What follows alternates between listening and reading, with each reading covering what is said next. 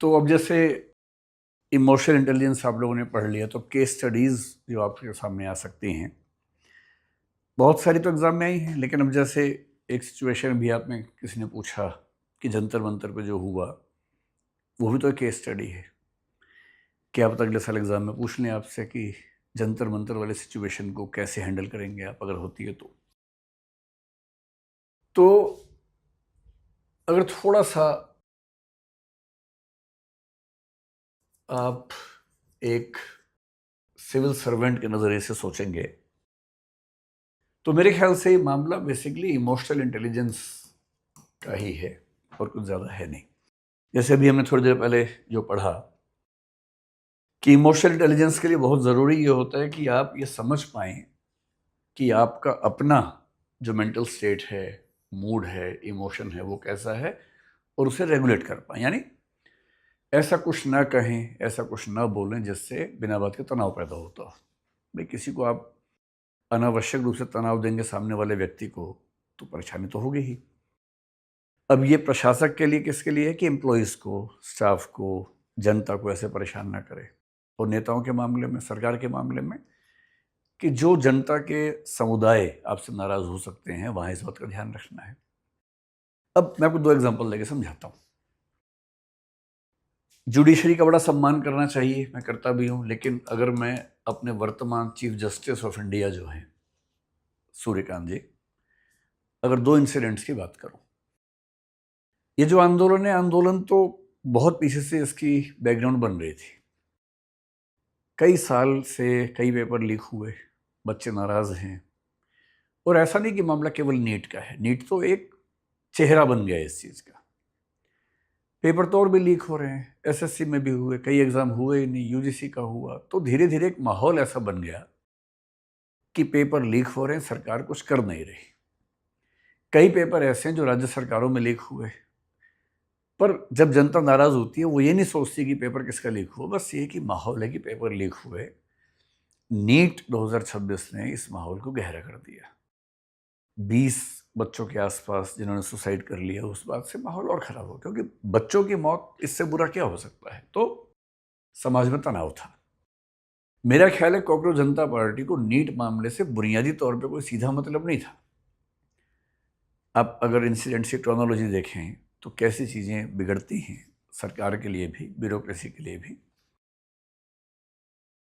1.5-2 महीने पहले chief justice of India ने एक किसी व्यक्ति ने कोई पिटीशन डाली और उसको लगभग झिड़कते हुए ये कहा कि बहुत सारे ऐसे युवा हैं जो अनएम्प्लॉयड हैं, मतलब अनक्वालिफाइड हैं, अयोग्य किस्म के हैं, और क्योंकि उनके पास कोई एम्प्लॉयमेंट के लायक कुछ है नहीं, इसलिए वो क्या बन जाते हैं, एक्टिविस्ट बन जाते हैं, सोशल मीडिया करने लगते हैं, मीडिया करने लगते हैं।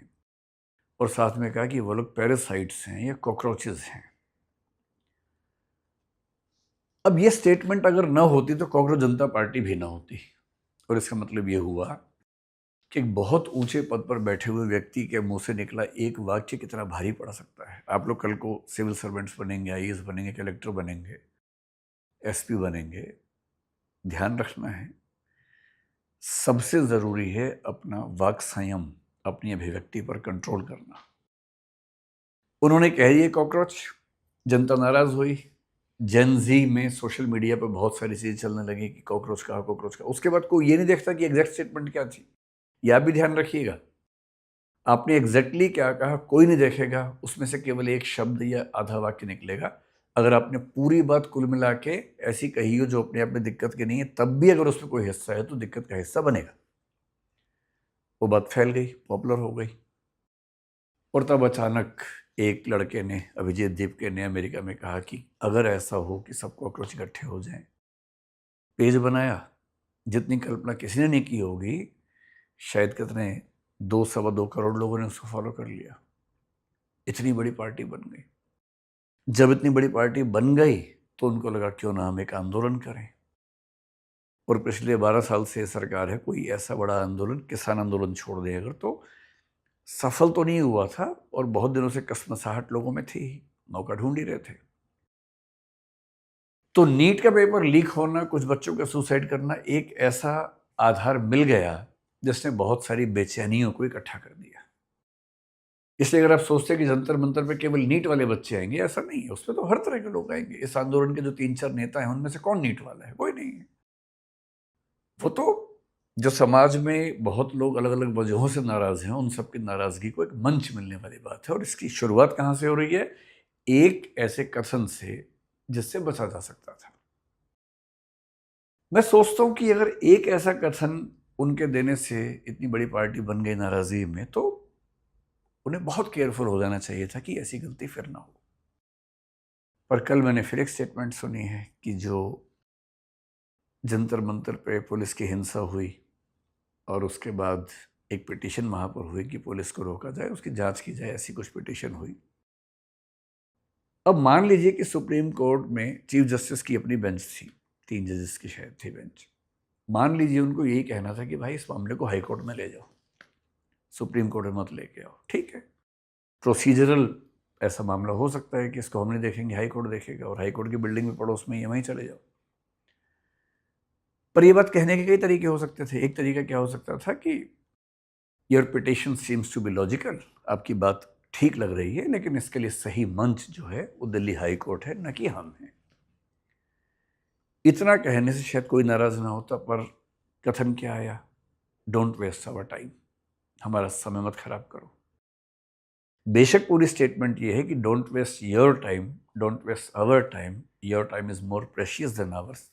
पूरी स्टेटमेंट भले ये रही हो, पर ऐसे नाजुक मौके पे जब पूरा देश बेचैन है, जब मतलब बच्चों की पढ़ाई के विजुअल्स पूरे देश ने देखे हैं और देश के अंदर ही अंदर सरकार को लेकर, शासन को लेकर नाराजगी है, उस समय सीजीआई का फिर से कहना डोंट वेस्ट आवर टाइम, यानी बच्चों पर जो लाठीचार्ज हुआ, हिंसा हुई, उस पर बात करना, उसका वीडियो देखने की बात करना, वो आपको लगता है कि टाइम की वेस्टेज है?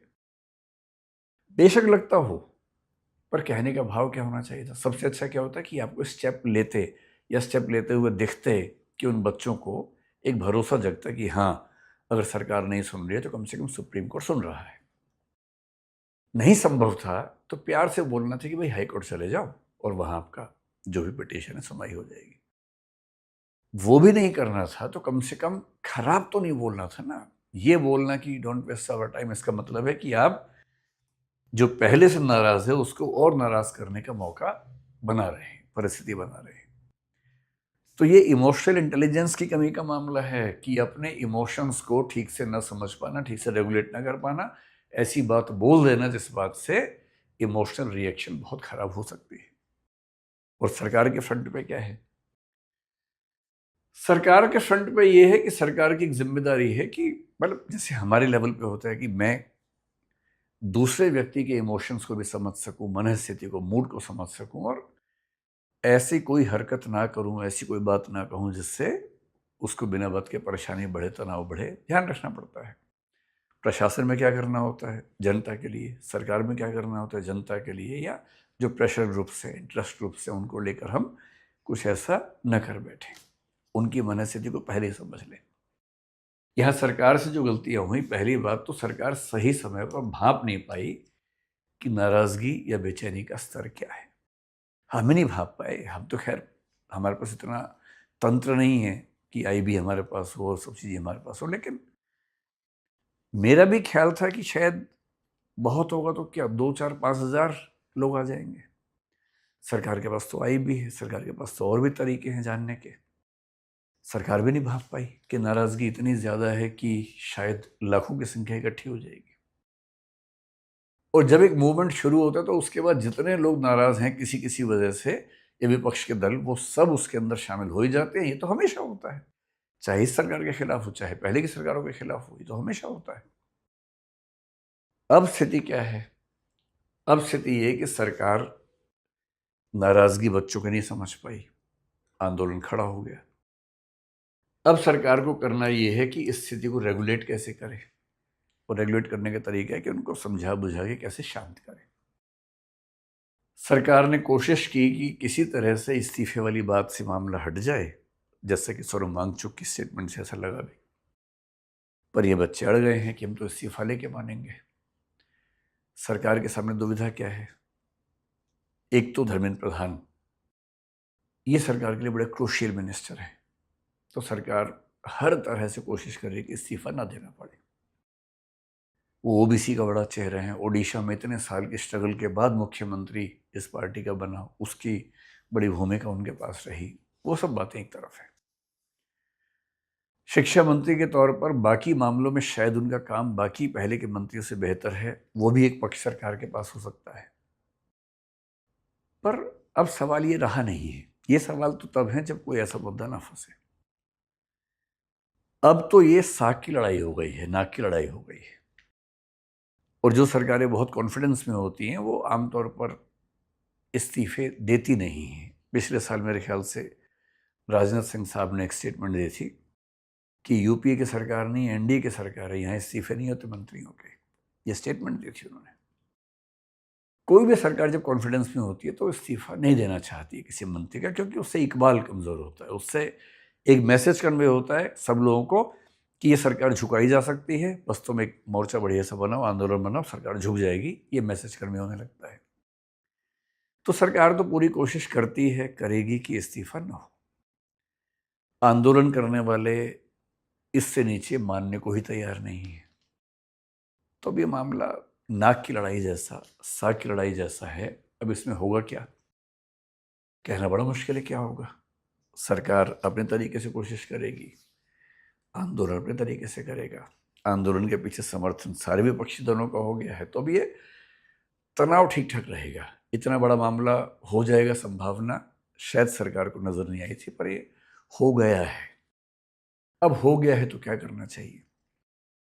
मेरा अपना मानना है कि जब सरकार किसान बिल लेके आई थी तब भी दुविधा ये थी कि किसान बिल को लोगों से बात करके, विमर्श करके क्यों नहीं लेके आए थे, क्यों अचानक पास करवा लिया।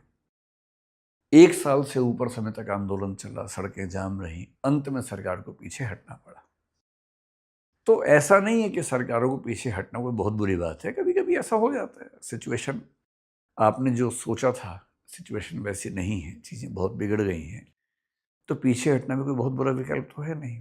भाई अंततः बच्चे तो देश के बच्चे हैं ना, वो कांग्रेस के बच्चे हैं या बीजेपी के बच्चे हैं ऐसा तो है नहीं, देश के बच्चे हैं। और अगर बच्चों को ऐसा लगने लगा है कि एक सिंबॉलिक विक्ट्री के तौर पर हमें उस व्यक्ति का इस्तीफा चाहिए जो बेशक इस प्रोसेस में रोजमर्रा इन्वॉल्व नहीं था, पर जिसकी अकाउंटेबिलिटी बनती है अंतिम रूप से उस मिनिस्ट्री को संभालने की। मतलब मेरा ख्याल है कि अगर मैं उस जगह होता या कोई और व्यक्ति शायद होता तो इस्तीफा कोई मांगे इसकी जरूरत ही नहीं थी। ऐसी घटना 2-4 बार हो गई, इस्तीफा अपनी ओर से दे देना चाहिए। और पहले हमारे देश में ऐसी परंपरा नहीं है, बहुत लोगों ने इस्तीफे दिए हैं। रेल की एक दुर्घटना होती थी, रेल मंत्री का इस्तीफा होता था। हमने ऐसा, जब हम स्कूल कॉलेज में रहे, ऐसी कई घटनाएं हमने देखी हैं। तो अब सरकार क्या करेगी, देखिए ये सरकार की इमोशनल इंटेलिजेंस की एक परीक्षा है। और मेरा ख्याल है कि अगले 1 आध साल में ऐसा कोई प्रश्न केस स्टडी के चेहरे में थोड़ा घुमा फिरा के आपके सामने आएगा और अगले 8-10 दिन में शायद कोई फैसला निकले। लेकिन इमोशनल इंटेलिजेंस में एक फॉर्मूला ये भी होता है, बड़े युद्ध जीतने के लिए छोटी मोटी लड़ाइयाँ हार जाना ठीक रहता है। और यदि कोई छोटी मोटी लड़ाई इतनी बड़ी हो जाए कि उससे सब कुछ खत्म हो सकता हो, तो कभी कभी अपमान का घूंट पी के, या ये मान के कि अंततः बच्चे तो सारे देश के बच्चे हैं, एक आध स्टेप पीछे लेना कोई बहुत बुरी बात नहीं है। मेरी समझ में इससे देश के बच्चों के बीच में एक बड़ा अच्छा मैसेज भी जाएगा कि सरकार हमारी बात सुनती है, समझती है और समाधान करने में तत्पर रहती है। बाकी तो जो होगा सो होगा, आप भी देखेंगे, हम भी देखेंगे। और आप में से एक बच्चा पूछ रहा था कि सर हम आंदोलन में जाएं कि ना जाएं। भाई आप सबकी उम्र 18 साल से ज़्यादा है, अब छोटे बच्चे तो हैं नहीं। तो ये अपने विवेक से आपको तय करना है। अगर आपका ज़रा भी मन करता है तो जाइए, उस माहौल को देखिए। जब हम आपकी उम्र में थे तब मंडल कमीशन के खिलाफ आंदोलन हुआ था, हमने खूब पार्टिसिपेट किया था, बिना ये समझे कि मंडल कमीशन क्या होता है, समर्थन करना चाहिए नहीं करना चाहिए, पर हम गए थे, बड़ा मज़ा आया था उसमें। अगर आपका मन है तो कम से कम और देख के आइए कि माहौल कैसा होता है, कैसे वो बच्चे काम करते हैं। लेकिन एक्टिवली सपोर्ट करना है या नहीं, ये आपके विवेक का मामला है, अपनी सोच समझ का मामला है। आप जिम्मेदार हैं अपने हर फैसले के लिए, आप करें। और मैं ऐसे कई बच्चों को जानता हूँ अपने परिवार में जो लोग वहाँ गए और पूरा वहाँ का माहौल देख के आए। कुछ खुश भी हुए, कुछ ने ये भी कहा कि हमें उतना ठीक नहीं लगा, लेकिन कम से कम गए, उनकी चॉइस की बात है। तो जैसा ठीक लगे वैसा करेंगे। अब एक काम करते हैं, टॉपिक समाप्त हुआ, अब अगले टॉपिक पर चलते हैं। चलिए।